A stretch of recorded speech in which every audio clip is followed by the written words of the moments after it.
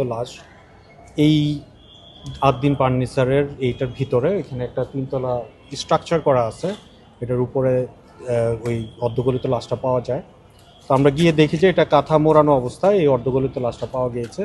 আমরা ওই ভিক্টিমের পরিচয় শনাক্ত করার চেষ্টা করি। আমরা যতটুকু জানতে পেরেছি ওনার বাবা মা কেউ নেই এবং স্ত্রী পরিজনও কেউ নেই। উনি চাচার কাছেই বড় হয়েছেন।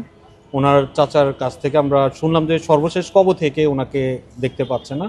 তো আমরা জানলাম যে গত পরশু সন্ধ্যার পর থেকে ওনাকে আর খুঁজে পাচ্ছে না ওনারা।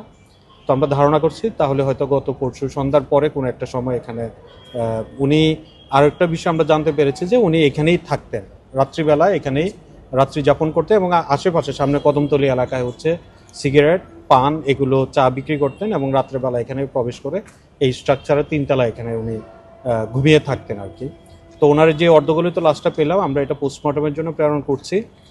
পাশাপাশি আমাদের আশেপাশে সারাউন্ডিংসে যে সিসি ক্যামেরা ফুটেজগুলো রয়েছে সেগুলো আমরা বিশ্লেষণ করছি।